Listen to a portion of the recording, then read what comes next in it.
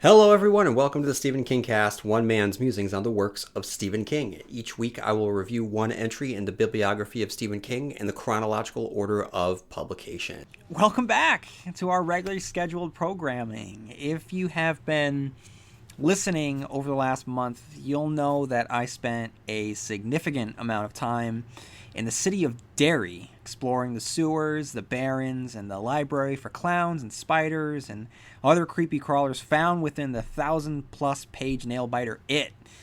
For everyone that was getting antsy and wanted to move on to the next book, you're in luck, because today we look at Stephen King's 1987 entry in the fantasy genre, a story of spells and magic, duty and dungeons, betrayal, redemption, princes, magicians, dragons and dollhouses, Eyes of the Dragon. Last month was dedicated to a character that half the Stephen King fan base considers his ultimate villain, while this week's episode is brought to you by the letters RF and is dedicated to the character that the other half of the Stephen King fan base considers his ultimate villain, and that, of course, is the manipulative, chaos-spreading, magic-wielding, anarchistic embodiment of evil, who in other worlds is known as the Dark Man, the Walking Dude himself, the one, the only, Flagg. Now, before I get into my review, I'll read the Wikipedia summary so that I'll have a foundation upon which to build my analysis. The Eyes of the Dragon takes place entirely within the realm of Delain, which itself is located within Inworld from the Dark Tower series. It is told from the perspective of an unnamed storyteller narrator who speaks casually and frankly to the reader, frequently adding his own commentary on characters' motivations and the like. King Roland's magician, Flagg, seeks to destroy the kingdom of Delain, sees his plans being ruined by the heart of good Queen Sasha. After Sasha gives birth to Peter, a noble and worthy future king, Flagg realizes that his position, his plans, and his life may be in danger because of Peter. When Sasha is pregnant with a second son, Flagg seizes the opportunity. He forces the queen's midwife to cut Sasha as the second son, Thomas, is born. Sasha bleeds to death and Flagg begins plotting to remove Peter.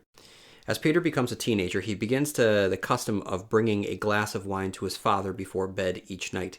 Flagg decides to use this as a means of framing Peter. He dissolves a poison called dragon sand in a glass of wine and delivers it to the king after Peter leaves. Previously, in an attempt to win Thomas's friendship, Flagg has shown him a secret passage where Thomas could spy on his father. Unbeknownst to Flagg, when he delivers the poison, Thomas is watching through the glass eyes of the mounted head of Roland's greatest trophy, the dragon. Flagg plants evidence incriminating Peter. After a brief trial, during which the judge decides Peter is guilty, he is locked up in the enormous tower called the Needle in the center of the city. Thomas is then crowned king. Although he's only 12 years old, due to his youth and his fearful experience, he allows Flagg enormous amounts of power. At the start of his long stay in the Needle, Peter manages to send a note to the judge who convicted him. Anders Pena, who is seemingly innocuous, requests to save his mother's old dollhouse and napkins with his meals. Pena is puzzled by the requests, but seeing no harm in them, grants them. 5 years later, Peter escapes from the Needle, having used the toy loom in the dollhouse and the threads from the napkins to make a rope. After the escape, he and his allies rush to get Roland's bow and arrow. However, it is not to be found because Thomas had it once they got into the king's sitting room. Flagg, now revealed as a demonic being, is about to kill them when Thomas reveals himself and tells Flagg that he, Thomas, watched Flagg poison Roland.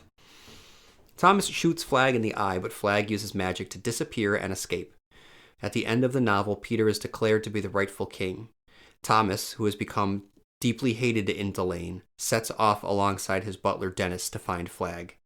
They find him and confront him, but the narrator does not reveal the outcome.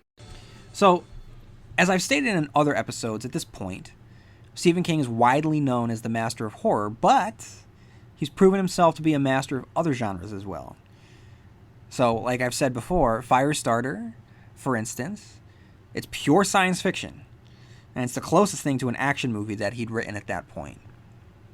The Dead Zone is a nail-biting thriller. The Stand is a post-apocalyptic adventure fantasy novel. Rita Hayworth in The Shawshank Redemption is a classic escape-from-prison drama. And The Body created the blueprint for the coming-of-age tale.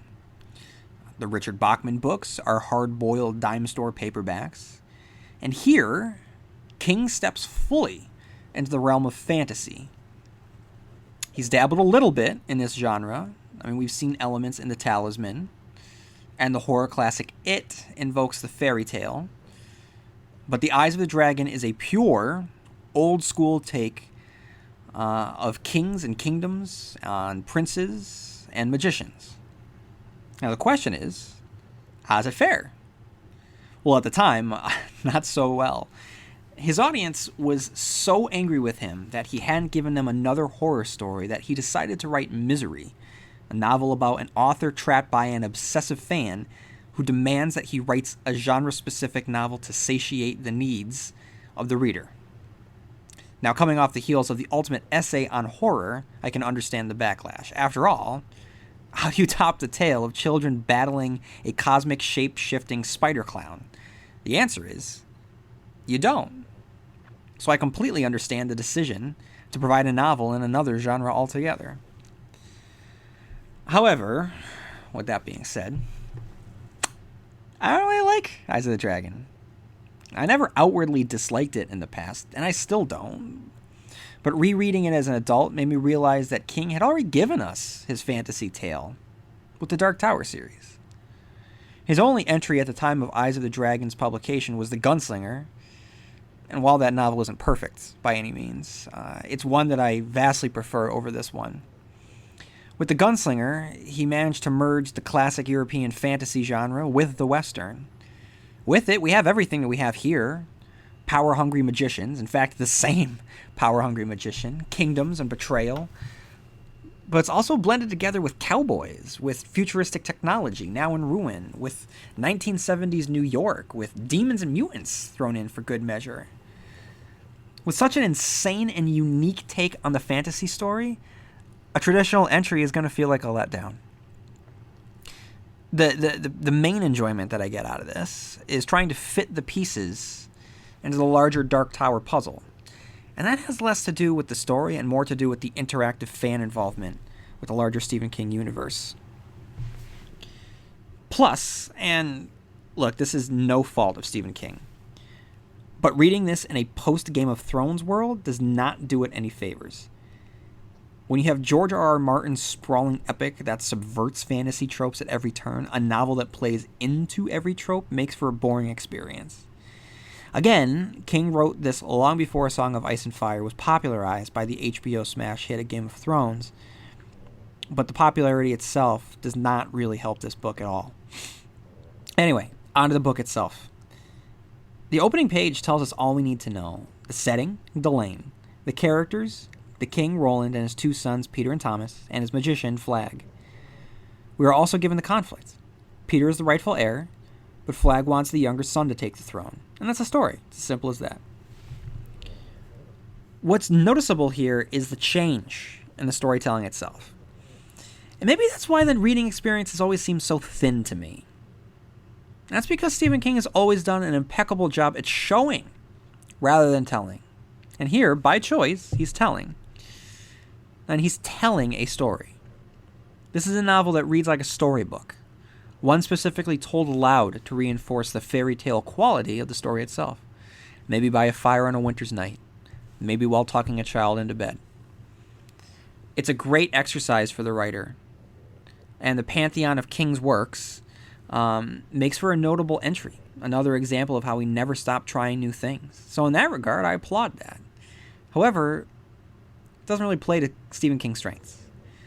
King is a master at placing us in any scene, making us feel like we're either there with the other characters or inside the characters' thoughts. Now here, in the first half of the novel, there's always a distance between us and the characters. Now granted, he's still able to stir up emotion. Look no further than the scene in which Thomas presents Roland with the sailboat, only to have Roland put it aside and continue his praise of Peter's archery skills, followed by the dismissal of the boat, which is overheard by Thomas himself. It's so cringeworthy and effective. It helps show us how thoughtless Roland can be, how hungry Flagg is, seeing this is the moment he can later exploit, and goes a long way in establishing sympathy within the reader for the character in Thomas, who, in the next scene, stones a dog to death. That's a horrific scene and shows the very low places that this character can go, but the pain and anguish from the emotional neglect of his father is so fresh in the reader's mind that we don't outwardly hate Thomas for his actions. So there's a distance there, but King is still able to do wonders in establishing characters. I'll give him that. And Peter's trial and imprisonment ultimately makes up most of the book. King does well at establishing the lengths to which Flagg will go to frame Peter for the murder, Anders' suspicion both pre- and post-trial, and the fallout from the imprisonment seen in the case of Ben's harassment. Of course, the scenes that leap off the page are the ones in which Peter formulates his plan, enacts his plan, and stands up for himself, a regal prisoner. Running a business is hard enough, so why make it harder with a dozen different apps that don't talk to each other? One for sales, another for inventory, a separate one for accounting. Before you know it, you are drowning in software instead of growing your business. This is where Odoo comes in. Odoo is the only business software you'll ever need. It's an all-in-one, fully integrated platform that handles everything. CRM, accounting, inventory, e-commerce, HR, and more. No more app overload. No more juggling logins. Just one seamless system that makes work easier. And the best part, Odoo replaces multiple expensive platforms for a fraction of the cost. It's built to grow with your business, whether you are just starting out or already scaling up. Plus, it's easy to use, customizable, and designed to streamline every process, so you can focus on what really matters, running your business. Thousands of businesses have made the switch, so why not you? Try Odoo for free at odoo.com. That's ODOO.com. The last 100 pages pick up the pace and the tension. From Dennis's discovery to Peña's determination to set things right, it grows very intense. The characters dance lightly, very aware that one dragon's head might hang upon the king's wall, but the real dragon is very much alive, always hungry, and whose eyes are keenly aware of all that it sees. And of course, I'm talking about Flagg. So, the final half of the novel really is it's good. I do enjoy the second half. The first half I think is kind of dull, but the second half definitely picks up. Flagg takes center stage, and I would say that the first half of the novel, Flagg, feels more like the Man in Black, Walter, Martin Broadcloak. The second half feels more like Flagg as we know him, in many ways, from The Stand, which is really interesting. So look, guys, I feel bad here. I'm not even 15 pages in. I don't have much to say about the novel as a novel. And I want to talk about objectivity. You know, I try and be objective. But I got to admit, I went into this with a little bit of prejudice.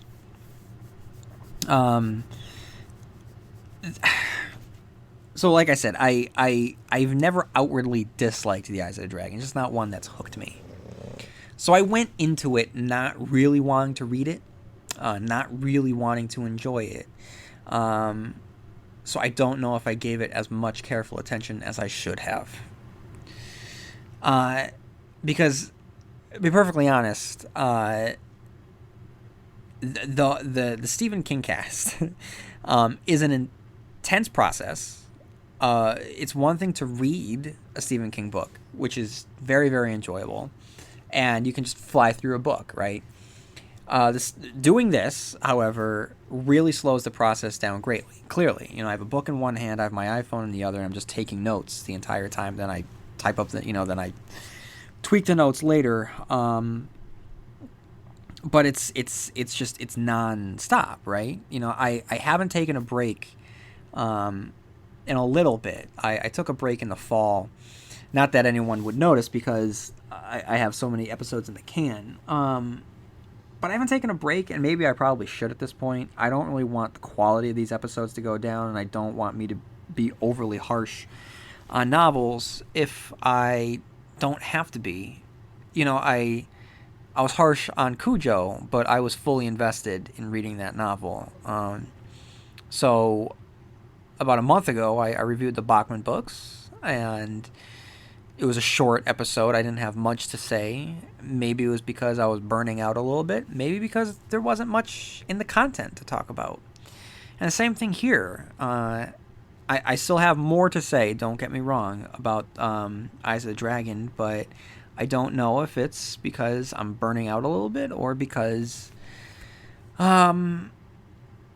there's just not much of content to really talk about. It's, it's a fantasy story, right?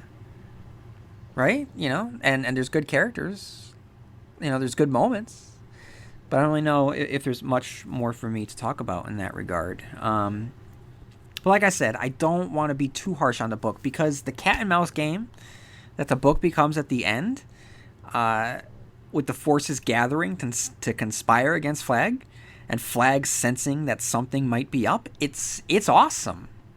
So I mean, when I said that the second half is good, there's parts that are awesome. Flagg's suspicions give way to the bloodlust and madness that was made famous by his portrayal in The Stand.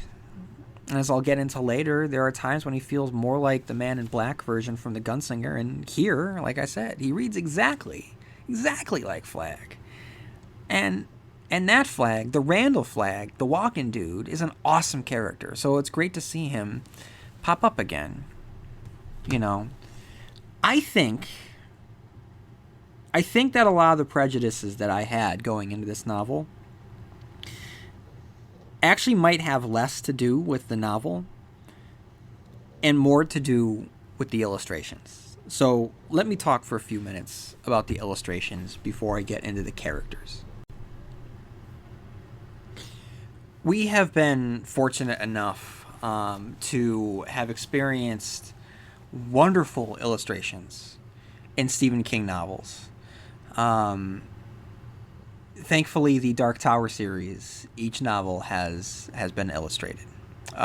We have been treated to the art of Bernie Wrightson in 3 Stephen King novels, in Cycle of the Werewolf, in The Stand, and in in Wolves of the Kala, the Dark Tower. So we get artists, and it's great. Now, don't get me wrong, I don't always like what the illustrations in the Dark Tower series convey, especially the wastelands, for a scene that doesn't really take too long within the novel itself. There are multiple illustrations of the horrors found within the wastelands, and there's so many elements in the novel that could have been illustrated. But anyway, I'm not talking about the wastelands right now. I'm talking about Eyes of the Dragon. I don't know. I just reread Nosferatu by Joe Hill, and that has some small illustrations by Gabriel Rodriguez, who was the illustrator for Joe Hill's comic book Lock and Key. So it's just another example of comic book artistry coming to the forefront. And Bernie Wrightson, who I had mentioned, is a comic book artist, a well-renowned and beloved comic book artist. And I just feel that when there is an industry that is populated by incredible talent, why you don't always go straight there to the comic book world, because it's their job to tell a story with pictures. And they're able, and let's just say Bernie Wrightson. Let's just look at Cycle of the Werewolf and what he was able to do with Cycle of the Werewolf with those beautiful, beautiful pictures. Both the colored ones and the black and white ones. The black and white, we were given great vistas and landscapes of the small town that served as the setting for the werewolf attacks. And then we had these great splash shots of the scenes of the werewolf, right? So he was able to distill a scene down to one image, and it captured everything that we needed to know about that scene, and it was dynamic. Each picture was dynamic, and that's what comic book artists are able to do. They're able to capture a moment in the story and keep it fresh and keep it alive. And none of that is present within the Eyes of the Dragon art. Now, if you told me that a 12-year-old drew these pictures, that would be great. I would give this person credit. But there's something that's so flat about these pictures that it really takes me out. You know, for instance, on page 373 of the paperback edition of this novel, there is a picture of Flagg, who is... take a moment, please look at this picture. In the scene, it's the confrontation between Flagg and Peter. In the picture, Flagg is holding his axe, okay? However, this is what it looks like. Flagg, who takes up most of the space, okay, is looking to the left of the page, all right? He's just looking dead across from himself. Perpendicular to him, across the room, is Peter. They're supposed to be looking at each other, and the artist's interpretation in this picture, you can tell that they're supposed to be looking at each other. They're clearly not. That falls very, very flat. So that's an issue that I have. Also, if you look, he's holding an axe. However, he's clearly not holding an axe. It looks like a third person is holding an axe in a way that no one would ever hold an axe and jutting it into the forefront of the picture. Anatomically, this picture makes absolute no sense whatsoever. And it's just one example of many examples of the issues that I have with the art found within this novel. It just, like I said, the word that keeps coming up is very, very flat, very, very thin. And I think that if you had taken someone that worked in the comic book genre and assigned them this story to write, they could have made some wonderful scenes come alive. But these pictures are very, very literal, and they just fail to capture the heart and the tension in any of these scenes. And like I said, just anatomically, they just don't make sense. So that's an issue that I have. Okay, so that's about the art. Now I want to get into the characters. First, we have Roland. He's a stock character, right? But that's by design. King paints him as bald, bland, asexual. He doesn't like women, but it's not implied that he prefers men. He just seems to be emotionally stunted, because with a mother who was alive so long, he never had to grow up. You know, he's treated by the reader the same way he's treated by his people. He's likable enough, but we think he's an idiot. And I don't think anyone really cares that he dies. You know, we want Peter to be the king, which means that he has to die. And the townsfolk and everyone in the kingdom, they want Peter to be king, so they kind of want him to die. So there's really not much to say about Roland. And then we have Peter. Peter is conceived purely, right? I mean, in the sense that there was no magic elixir that was needed. He came about in a pure way, coming off the heels of a victory over nature presented by fire. Now contrast this with the drunken lust, near-rape conception of Thomas during a blizzard. On one hand, we have Peter, the symbol of Roland as best, with Thomas, the spawn of Flagg's manipulation and greed. So we have our two characters, our two brothers, set up against each other. One is represented by fire, the other represented by ice and snow in a blizzard. One from a man at the pinnacle of his life, and the other the result of a magician who is pretty much immortal. Now, Peter is intelligent, he's kind, he's shaped with an internal strength. He's the golden child, the image of what we expect a prince and future king to be. Not only do we see him learn attentively from the lessons of his mother, specifically the God and dog speech, but he doesn't draw a line with associating with other classes in his kingdom and stands up for animal rights. King does a great job at creating the character of Peter. In the wake of Roland's murder, Peter acts very much the part of the king.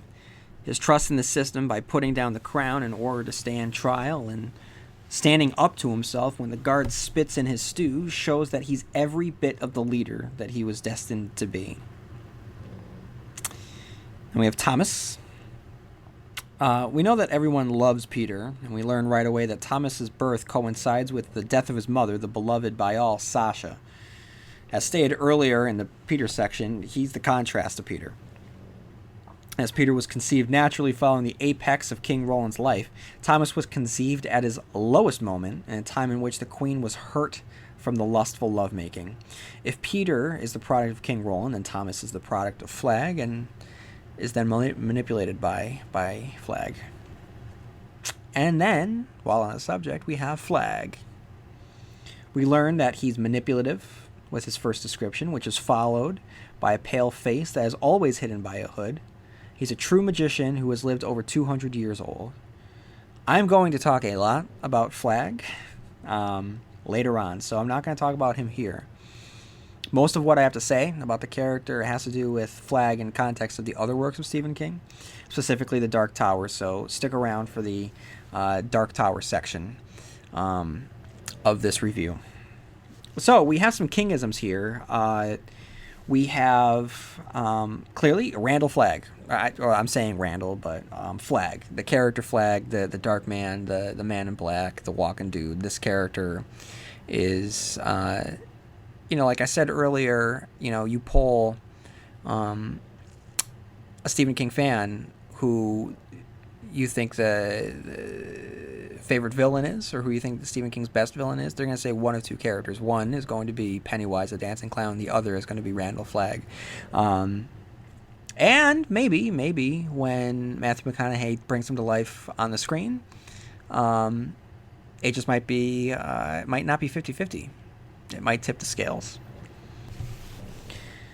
A second Kingism that we have is a character named Roland. The other more famous Roland, of course, being Roland the gunslinger. We have a prominent black tower here. It's the Needle. We have the ability to make oneself dim, which is something that we see again and again, particularly around this particular character, Flagg. We have a gathering community, which to me is the thesis for Stephen King. This is his philosophy, and that's that only when you rely on the others around you can you combat and overcome the obstacle. So in this case, it's Anders and Dennis and Ben and Peter rallying around each other in order to combat Flagg. We have the long escape from prison, seen before in The Shawshank Redemption. We have the concept of the cycle of evil that was last seen in It, but here we have the character Flagg, who he comes in, he creates unrest, it erupts into civil war or death, he leaves, a time of peace and prosperity settles about the land, he comes back, and the process begins again. Number 10, or not number 10, just number whatever, we have the horrors in the storm. The final storm swirling around the final battle reminds me of the fate of Little Tall Island in Storm of the Century. And then we have crystal balls. So here, Flagg has a crystal ball. And next we will see a crystal ball prominently in Wizard and Glass, which also features Flagg. And for the quote, or the text that I think pops off the page, or is the one that is worth talking about the most, I think that it will be found on page 152 to 153, and it's a section about Peter. King writes, "In some deep way he understood. They wanted a good king they could love, but they also wanted to know they had been saved by only a hair's breadth from a bad one. They wanted blackness and secrets. They wanted their fearful tale of rotten royalty. God only knew why. They say you wanted to be king. They say it must be so. Pena believes it," Peter thought. "And that guardsman believes it. They all believe it. This is not a nightmare. I have been accused of my father's murder, and not all of my good behavior and my obvious love for him will dismiss the charge. And part of them wants to believe that I did it." Peter carefully refolded his napkin and laid it over the top of the fresh bowl of stew. He could not eat. That I don't know. I just think that with the paparazzi culture that we have, and the just the obsession that we have with celebrities, and we want the dirts and we want the secrets. I think that even though this is a fantasy story, it rings very, very true to our world, and our people's need for corruption. Okay, everyone, that's all that I have right now for Eyes of the Dragon, just specific to Eyes of the Dragon. I am releasing with this simultaneous bonus episode where I'll be going into the Eyes of the Dragon's relationship with the Dark Tower series. So if you're looking for a more in-depth discussion around Flagg, that's where you should head right now. Now, I do want to warn anyone that has not read the Dark Tower series. I do not advise you to go over there because there will be some pretty heavy spoilers for the entirety of the Dark Tower. So if you've only read Eyes of the Dragon and don't want anything spoiled, just listen to this episode and then come back next week for Misery. But if you have listened, I'm sorry. If you have read the Dark Tower series, then of course head on over to the bonus episode where I go into a lot more detail discussing the Dark Tower. In the meantime, feel free to follow me on Instagram and TikTok and Blue Sky and Facebook, and leave a review on Apple Podcasts if you have a chance. And as always, write into stephenkingcast@yahoo.com. And may you have long days and pleasant nights. And I'll see you here next time where MOON spells Stephen King Cast.